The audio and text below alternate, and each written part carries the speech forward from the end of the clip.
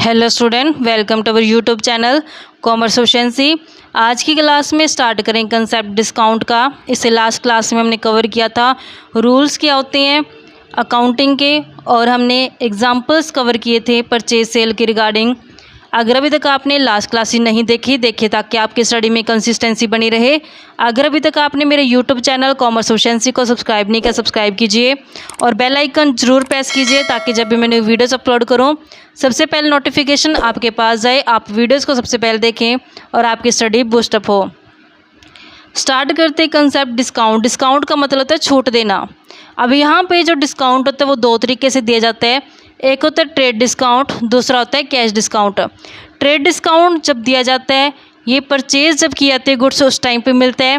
Cash discount उस time दिया जाता है जब कैश में पेमेंट की जाती है। तो यहाँ पे ट्रेड डिस्काउंट जो होता है ये होलसेलर और मैन्युफैक्चरर द्वारा दिया जाता है रिटेलर को। लिस्ट प्राइस की कुछ एक फिक्स परसेंटेज होती है, छूट के रूप में मिल जाती है रिटेलर को। तो ये तब अलो किया जाता है जब गुड्स को बल्क के अंदर यानी कि बड़ी क्वांटिटी के अंदर परचेज किया जाता है। ये डिस्काउंट जो होता है दोनों ही केस में दिए जाते हैं, चाहे वो क्रेडिट केस हो चाहे वो कैश ट्रांजेक्शन हो, दोनों केस में ट्रेड डिस्काउंट अवेलेबल किया जाता है। तो यहाँ पे ट्रेड डिस्काउंट के लिए कोई भी अलग से जो ट्रांजेक्शन नहीं की जाती, यानी कि अलग से एंट्री नहीं की जाती, सिर्फ हम माइनस करके दिखा देते हैं जब बैलेंस आता है। तो यहाँ पे जो ट्रेड डिस्काउंट होता है वो परचेज़ के टाइम पे दिया जाता है, ना कि पेमेंट के टाइम पे। कोई भी सेपरेट एंटिटी पास नहीं करते इसके लिए। जो ये होता है बैलेंस माइनस करके हम दिखा देते हैं, कहते हैं डिडक्ट कर देते हैं अमाउंट को, यानी कि जो डिस्काउंट होता है वो माइनस करके हम दिखाते हैं। जैसे एग्जांपल के तौर पे कहते हैं अगर ट्रेडर ने सेल किया गुड्स, लिस्ट प्राइस है उसका 1 लाख, 20% उसको डिस्काउंट दे दिया कैश। अब यहाँ पे 1 लाख का 20% ट्रेड डिस्काउंट मिल चुका है। 1 लाख का 20 करेंगे 20,000 होगा, तो 1 लाख में से माइनस करके 20,000 80,000 से हमने एंट्री कर देनी है।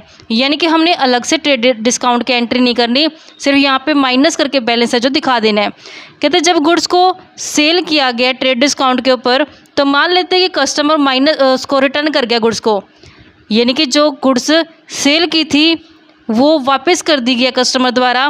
तो जब सेल रिटर्न किया जाएगा तो उस टाइम पे भी हम डिस्काउंट का जो माइनस करके ही लेंगे, यानी कि लिस्ट प्राइस में से माइनस करके ट्रेड डिस्काउंट को फिर रिटर्न जो गुड्स की गई है उसका बैलेंस दिखाया जाएगा।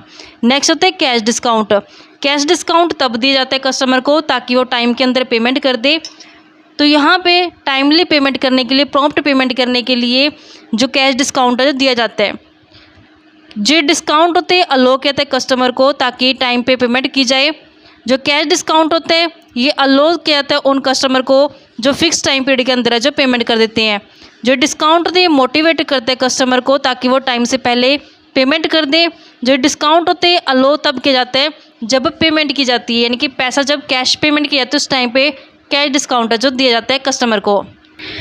कैश डिस्काउंट की एंट्री जो होती है रिकॉर्ड की जाती है पेमेंट के टाइम में। जो डिस्काउंट होती है नॉमिनल अकाउंट से जुड़ा होता है, इस कारण से डिस्काउंट को हम डिस्काउंट अलो को डेबिट करके दिखाते हैं। अगर ये रिसीव किया तो डिस्काउंट तो उस टाइम पे क्रेडिट हो जाएगा, क्योंकि डिस्काउंट अगर अलो किया जा सकता है तो डिस्काउंट रिसीव भी हो सकता है। तो ये दोनों ही डिस्काउंट जो होते हैं वो नॉमिनल नेचर के होते हैं। अगर डिस्काउंट अलो किया गया है तो डेबिट में हो जाएगा, अगर डिस्काउंट रिसीव हुआ है तो ये क्रेडिट में कर देंगे। डिस्टिंक्शन क्या है, यानी कि दोनों में डिफरेंस क्या है ट्रेड डिस्काउंट के अंदर कैश डिस्काउंट के अंदर। मीनिंग की अगर बात की जाए, ट्रेड डिस्काउंट होता है ये अलो किया जाता है होलसेलर और मैन्युफैक्चरर द्वारा रिटेलर को दिया जाता है। ये फिक्स्ड परसेंटेज होती है लिस्ट प्राइस की। कैश डिस्काउंट जो होता है ये अलो किया जाता है कस्टमर को ताकि इमीडिएट पेमेंट कर दी जाए या फिर टाइम के अंदर है जो पेमेंट कर दे कस्टमर। कब अलो किया जाता है? जो ट्रेड डिस्काउंट होता है ये तब अलो किया जाता है जब क्वांटिटी है जो बल्क में परचेज़ की जाती है। ये तब पे कैश डिस्काउंट दिया जाता है जब पेमेंट है जो टाइम से पहले दे दी जाती है। ऑब्जेक्ट क्या होते हैं? जो ये ट्रेड डिस्काउंट होते हैं इसको देने का ऑब्जेक्ट ये होता है कि जो रिटेलर होता है वो कुछ ना कुछ प्रॉफिट कमा पाए। अगर कैटलॉग प्राइस के ऊपर देता है तब भी कुछ ना कुछ प्रॉफिट है जो रिटेलर को मिल पाए। कैश डिस्काउंट इसलिए दिए जाते हैं ताकि कस्टमर इनकरेज हो पाए क्विक और प्रॉम्प्ट पेमेंट के लिए। Recording in the books of account. Trade discount को हम अलग से बुक्स के अंदर रिकॉर्ड नहीं करते हैं, कैश डिस्काउंट को हम अलग से बुक्स के अंदर अकाउंट रिकॉर्ड करती हैं, बुक्स ऑफ अकाउंट्स के अंदर रिकॉर्ड किया जाता है। डिडक्शन फ्रॉम इनवॉइस, इसको माइनस करके चलते हैं इनवॉइस में, इसको हम इनवॉइस से माइनस नहीं करते हैं। तो यहाँ पे कहते हैं कई बार कस्टमर क्या करता है, दोनों ही डिस्काउंट उसको मिल जाते हैं, ट्रेड डिस्काउंट भी मिल जाता है उसको, कैश डिस्काउंट भी मिल जाता है। तो सबसे पहले हम ट्रेड डिस्काउंट को माइनस करेंगे, जो बैलेंस आएगा उसके ऊपर फिर हमने कैश डिस्काउंट को माइनस करना है। जैसे एग्जांपल के तौर पे ट्रेडर ने सेल किए गुड्स, लिस्ट प्राइस उसका 20,000 रुपये था, जिसमें उसने 10% ट्रेड डिस्काउंट दे दिया, 2% कैश डिस्काउंट दे दिया। तब यहाँ पे नेट पेमेंट कितनी करनी पड़ेगी कस्टमर को? सबसे पहले देखते हैं कि लिस्ट प्राइस था कितना, 20,000। 20,000 के ऊपर 10% तो ट्रेड डिस्काउंट मिल गया।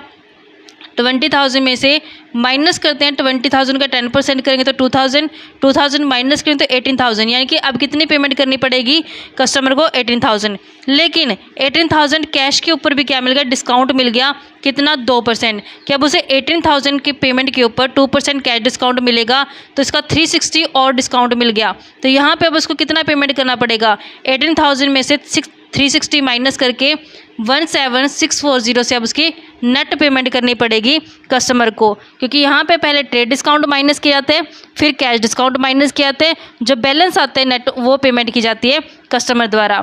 अब यहाँ पे एडवांटेज क्या रहते हैं ट्रेड डिस्काउंट देने का? एडवांटेज क्या रहता है? सबसे पहला तो रिटेलर को क्या बेनिफिट होता है, यहाँ पे जो रिटेलर होता है उससे कॉस्ट ऑफ परचेज है जो रिड्यूस हो जाती है, कॉस्ट ऑफ परचेज कम हो जाती है, जिस कारण से वो अपने प्रॉफिट मार्जिन को जो बढ़ा पाता है। नेक्स्ट आते हैं रिटेलर को बेनिफिट, कि यहाँ पे जो रिटेलर होते हैं कुछ ना कुछ अपनी तरफ से प्रॉफिट है वो ऐड कर पाते हैं। अगर बेशक वो कैटलॉग प्राइस पे सेल करे तब भी बेनिफिट है जो उसको रिटेलर को मिल जाता है, प्रॉफिट कुछ ना कुछ वो कमा पाता है। होलसेलर या फिर मैन्युफैक्चरर को क्या बेनिफिट होता है इस चीज़ का, कि जो होलसेलर होता है और मैन्युफैक्चरर होता है उसकी सेल जो होती है गुड्स की वो बढ़ जाती है।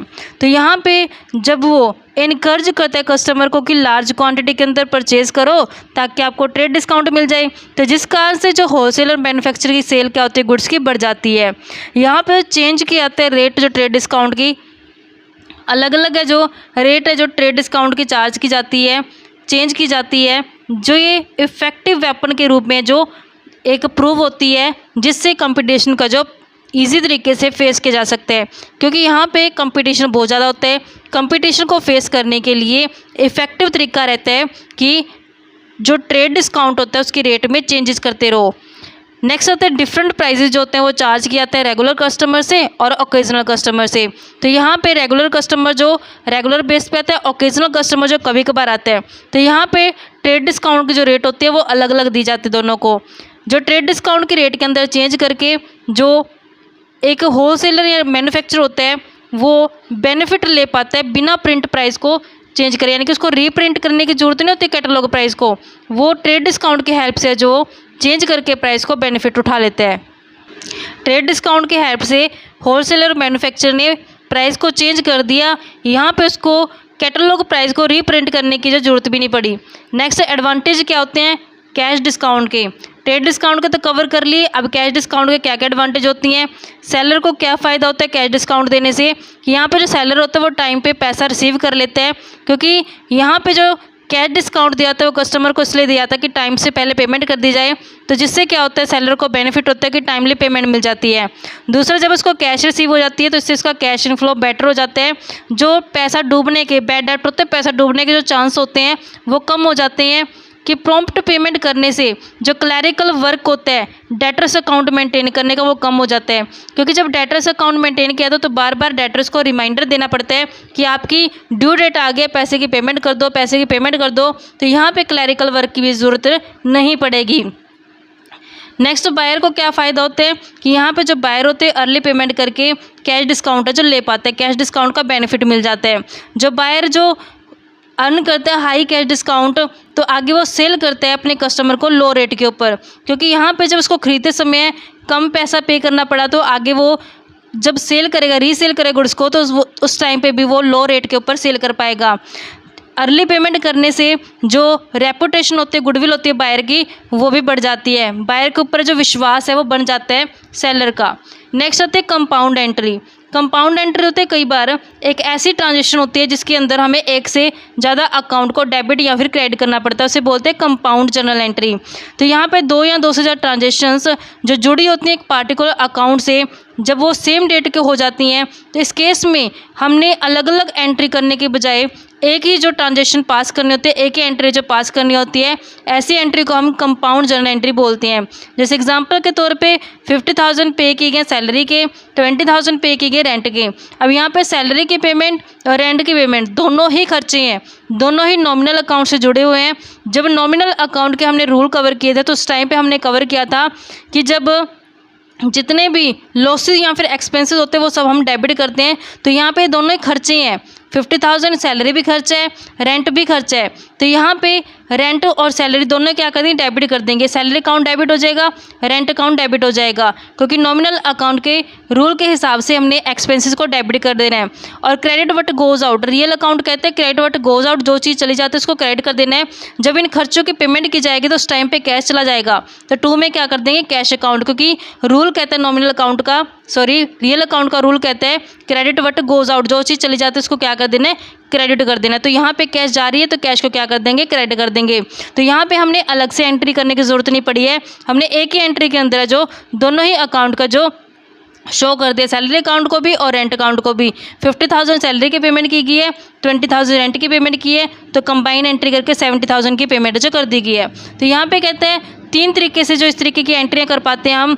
डेबिट करते जब एक अकाउंट को, क्रेडिट करते 2 या 2 से ज़्यादा अकाउंट को, या फिर क्रेडिट करना एक अकाउंट को, डेबिट करना 2 या 2 से ज़्यादा अकाउंट को, या फिर डेबिट करना 2 या 2 से ज़्यादा अकाउंट को और क्रेडिट करना 2 या 2 से ज़्यादा अकाउंट को। तो इनको हम ओपनिंग एंट्री बोलते हैं। इस तरीके से हमारे पास ये कंपाउंड एंट्री थी। प्रैक्टिकल कवर करते हैं इसका। एग्जाम्पल में स्टेटमेंट गिवन है, रिकॉर्ड करनी है ट्रांजेक्शन्स, जर्नल करने नरेशन कंपनी की। सबसे पहले ट्रांजेक्शन की गई है जून 1, 2018 की, paid cash to Mahesh. Mahesh को कैश पे की गई 9600 से और डिस्काउंट रिसीव हुआ है 400 से। यानी कि जब कैश की पेमेंट की गई है तो उस टाइम पे डिस्काउंट है जो रिसीव हुआ है। रिसीव्ड कैश फ्रॉम अरुण 4900 से और डिस्काउंट अलो टू हिम 100 से। तो जब यहाँ पे कैश रिसीव हुई है उस टाइम पे डिस्काउंट दिया गया है। गुड्स सोल्ड की गई है हरीश को, तो यहाँ पे जो सेलर है उसका नाम गिवन है, कैश वर्ड इस्तेमाल नहीं किया गया, मतलब ये क्रेडिट ट्रांजेक्शन है। गुड्स सेल की गई है 30,000 की, हरीश रिटर्न गुड्स, यहाँ पे जो सेल की गई थी गुड्स उसमें से रिटर्न आ गई, वापस आ गई 2000 से, यानी कि सेल रिटर्न हो गई है। Receive cash from Harish 27,500 in full settlement of his account. तो यहाँ पे 30,000 सेल की थी, 2000 वापस आ गई, 28,000 लेने बाकी हैं, उसमें से 27,500 मिल गई हैं, तो बाकी डिस्काउंट अलो कर दिया गया है। Sold goods to Gopal of the list price of ₹60,000 at 10% trade discount. Sale की गई गोपाल को गुड्स, लिस्ट प्राइस का 60,000 था, 10% ट्रेड डिस्काउंट दे दिया गया। तो ये क्रेडिट में सेल है क्योंकि यहाँ पे कैश वर्ड का इस्तेमाल नहीं किया गया, सेलर का नाम मेंशन किया गया है। परचेज किए गुड्स फ्रॉम रवि से, लिस्ट प्राइस 20,000 और 15% ट्रेड डिस्काउंट है। तो यहाँ पे भी कैश वर्ड का इस्तेमाल नहीं किया गया, मतलब ये क्रेडिट परचेज है, 20,000 की गुड्स है और 15% उसके ऊपर ट्रेड डिस्काउंट है। कवर करते हैं कंसेप्ट को। फर्स्ट ट्रांजेक्शन कवर करते हैं, पेड कैश टू महेश। यहाँ पे कैश पेमेंट की गई है महेश को और डिस्काउंट है जो रिसीव हो गया। महेश यहाँ पे पर्सनल अकाउंट के अंदर आता है। पर्सनल अकाउंट का रूल कहता है डेबिट द रिसीवर, यानी कि यहाँ पे महेश क्या कर रहा है, रिसीव कर रहा है, तो इस कारण से महेश को क्या कर देंगे, हम डेबिट कर देंगे। तो एंट्री क्या हो जाएगी, महेश डेबिट हो जाएगा। तो यहाँ पे कैश की पेमेंट की जा रही है। कैश हमारे पास रियल अकाउंट होता है, रियल अकाउंट का रूल कहता है क्रेडिट वट गोज आउट, जो चीज़ चली जाती है उसको क्या करते हैं, क्रेडिट करते हैं। तो यहाँ से जब कैश की पेमेंट की गई कैश के अंदर तो कैश चला गया, तो 2 में कैश अकाउंट हो जाएगा। तो जब पेमेंट के टाइम पे डिस्काउंट रिसीव हुआ है, डिस्काउंट रिसीव होना यानी कि नॉमिनल अकाउंट के अंदर आता है कि जब भी इनकम या गेन होती है नॉमिनल के हिसाब से उसको क्या करते हैं, क्रेडिट करते हैं। तो यहाँ पे डिस्काउंट रिसीव को क्या कर देंगे, क्रेडिट कर देंगे। 2 में डिस्काउंट रिसीव के नाम से दिखा दी जाएगी एंट्री। कैसे पोस्ट करेंगे, कैश के आगे 9600 लिख देंगे और डिस्काउंट रिसीव के आगे 400 पोस्ट कर दी जाएगा। 9600 प्लस में 400 करेंगे तो 10,000 है जो महेश को रिसीव कर दी गया है। नेक्स्ट ट्रांजेक्शन कहते हैं रिसीव हुई है कैश अरुण से और डिस्काउंट है जो अलो कर दिया गया। कैश रिसीव होना यानी कि कैश आ रही है। कैश हमारे पास रियल अकाउंट होता है। रियल अकाउंट का रूल कहता है डेबिट व्हाट कम्स इन, जो चीज़ आती है उसको क्या करते हैं, डेबिट करते हैं। तो यहाँ पे कैश आ रही है तो कैश अकाउंट को क्या कर देंगे, डेबिट कर देंगे। तो एंट्री क्या हो जाएगी, कैश अकाउंट डेबिट। तो जब यहाँ पे कैश रिसीव हुई है उस टाइम पे डिस्काउंट अलो कर दिया गया है। डिस्काउंट अलो मतलब कि नॉमिनल अकाउंट के अंदर आता है। नॉमिनल अकाउंट कहते हैं जितने भी एक्सपेंसेस और लॉसेज होते हैं उसको डेबिट कर देते हैं। तो इस कारण से डिस्काउंट अलो को क्या कर दिया जाएगा, यहाँ पे डेबिट कर दिया जाएगा। डिस्काउंट अलो अकाउंट डेबिट हो जाएगा। अब यहाँ पे अरुण जो ये पर्सनल अकाउंट के अंदर आता है, पर्सनल अकाउंट का रूल कहता है जो पर्सन गिवर होता है उसको क्रेडिट करते हैं। तो यहाँ पे क्रेडिट द गिवर, देने वाला कौन है, अरुण। तो 2 में क्या आ जाएगा, अरुण हो जाएगा। पोस्टिंग कैसे करेंगे, कैश कितना रिसीव हुआ है 4900 से, तो 4900 यहाँ पे पोस्ट कर दिया गया और 100 का डिस्काउंट अलो कर दिया गया। तो डिस्काउंट अलो के आगे 100, तो टोटल कितना हो जाएगा 5000 रुपीज़ से। तो ये पोस्टिंग हो गई है। नेक्स्ट ट्रांजेक्शन है गुड सेल की गई हरीश को, लेकिन कैश वर्ड का इस्तेमाल नहीं किया गया। तो यहाँ पे सेलर का नाम गिवन है, मतलब ये क्रेडिट में सेल है। तो क्रेडिट सेल जब होते तो यहाँ पे नाम मेंशन किया गया, तो नाम से हम दिखाते हैं क्योंकि पर्सनल अकाउंट के अंदर आता है हरीश। तो यहाँ पे जब सेल की जाती है, सेल की जाती है तो उससे क्या होता है, कैश का इनफ्लो होता है। अगर ये कैश में ट्रांजेक्शन होती है, लेकिन ये तो उधार में है। तब यहाँ पे उधार है यानी कि पर्सन का नाम आया हुआ है, तो पर्सन यानी कि पर्सनल अकाउंट के अंदर आता है। पर्सनल अकाउंट का रूल कहता है डेबिट द रिसीवर। यहाँ पे हरीश क्या कर रहा है, रिसीव कर रहा है गुड्स को। तो यहाँ पे हरीश को क्या कर देंगे, डेबिट कर देंगे। तो एंट्री क्या हो जाएगी, हरीश डेबिट हो जाएगा। जो सेल होती है, सेल जो आती है वो कवर की जाती है नॉमिनल अकाउंट के अंदर। नॉमिनल अकाउंट का रूल कहता है जितनी भी इनकम, जितनी भी गेंस होते हैं वो सारे हमने क्या करने होते हैं, क्रेडिट करने होते हैं। तो 2 में क्या आ जाएगा, सेल्स अकाउंट। पोस्ट करते हैं, अमाउंट कितनी आ जाएगी 30,000 से। तो यहाँ पे 30,000 और ये 30,000 से। हरीश हमारा पर्सनल अकाउंट के अंदर आता है। पर्सनल अकाउंट का रूल कहता है डेबिट द रिसीवर, इस कारण से हरीश को डेबिट कर दिया। सेल्स हमारे पास नॉमिनल अकाउंट के अंदर आता है। नॉमिनल अकाउंट का रूल कहता है जितने भी इनकम, जितनी गेंस होते हैं उसको क्रेडिट करते हैं, इस कारण से सेल को हमने कर दिया क्रेडिट। नेक्स्ट एंट्री कहते हैं कि हरीश ने रिटर्न कर दी गुड्स। अब यहाँ पे जो सेल की गई थी हरीश को गुड्स, वो उसने वापस कर दी। जब हमने सेल्स की है इसको तो इससे इनकम बढ़ गई, जब वो वापस की जाएगी तो उससे इनकम कम हो जाएगी। तो यहाँ पे सेल रिटर्न क्या आ जाएगा, फिर डेबिट हो जाएगा। तो यहाँ पे हरीश पहले तो क्या कर रहा था, रिसीव कर रहा था, अब कौन हो गया, गिवर हो गया ये। इस कारण से हरीश को क्या कर देंगे, क्रेडिट कर देंगे 2 में हरीश के नाम से। कितने गुड्स वापस कर दी गए, 2000 से। तो यहाँ पे हम पोस्ट कर देते हैं 2000 से और 2000 से। अब हम देखते हैं कि हरीश से कितना पैसा लेना है। 30,000 की गुड्स सेल की गई थी, 2000 तो वापस कर दिया। तो अब यहाँ पे 30,000 लेने थे, 2000 की गुड्स वापस कर दी, तो कितने रह गए हैं, 28,000 लेने रह गए हैं।